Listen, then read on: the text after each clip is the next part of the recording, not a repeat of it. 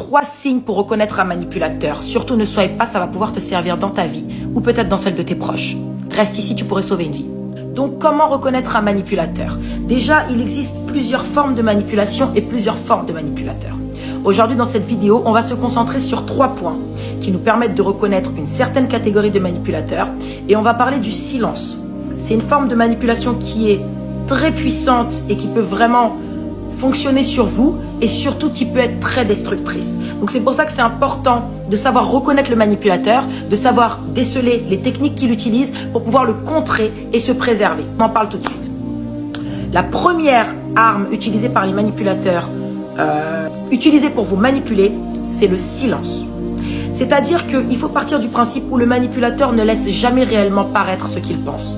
Il va toujours rester dans un certain flou et te laisser t'exprimer pour pouvoir utiliser ce que tu dis à son avantage. Il va toujours te laisser croire que tu mènes la discussion parce que ça l'arrange. Donc, un collègue que tu vas blâmer pour quelque chose qu'il n'a pas fait, qui ne va pas te calculer, ou un conjoint à qui tu essayes d'exprimer tes sentiments, qui va préférer rester silencieux, ou etc., etc. Et pareil dans le couple, là où le manipulateur peut choisir délibérément de rester silencieux face à la demande de son conjoint ou de sa conjointe, qui va lui exprimer quelque chose qui lui plaît pas, un désaccord, un mécontentement, il va préférer garder le silence pour laisser le temps et l'espace à la personne d'en face de remplir les blancs toute seule, de se dépatauger toute seule dans cette situation et finalement de créer même un climat d'instabilité, de confusion où la personne se remet en question au point d'arriver à se demander est-ce que c'est pas de ma faute? Est-ce que c'est pas moi le problème finalement? C'est vraiment important de savoir reconnaître ces signes.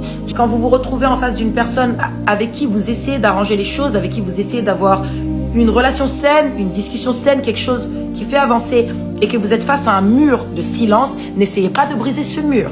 Prenez vos affaires, prenez la porte, le mur est comme ça, c'est de la manipulation.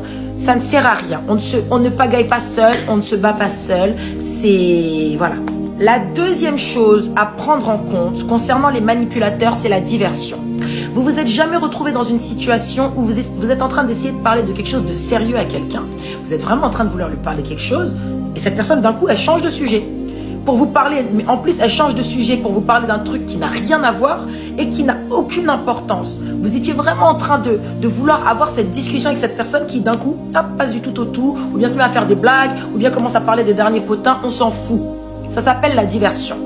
Ça s'appelle la diversion parce que cette personne n'a pas envie d'aller dans la discussion dans laquelle vous souhaitez aller. Et comme c'est un manipulateur, eh ben, il va juste utiliser la diversion pour vous faire deflect.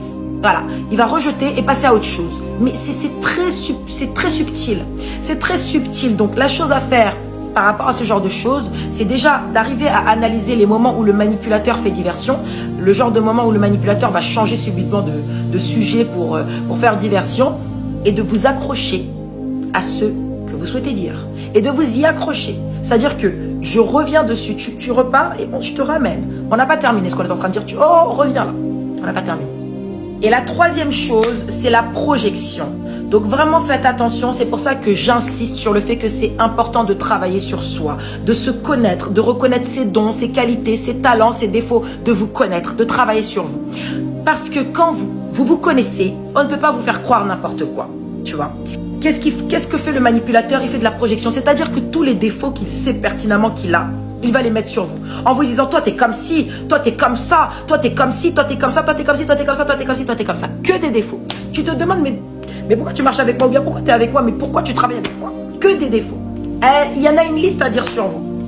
Et quand vous l'entendez parler, vous ne vous reconnaissez pas. Mais c'est pas vous. Mais tellement il va vous le répéter que vous en arrivez à vous remettre en question. Et à vous dire peut-être qu'en fait, non. On s'arrête là tout de suite.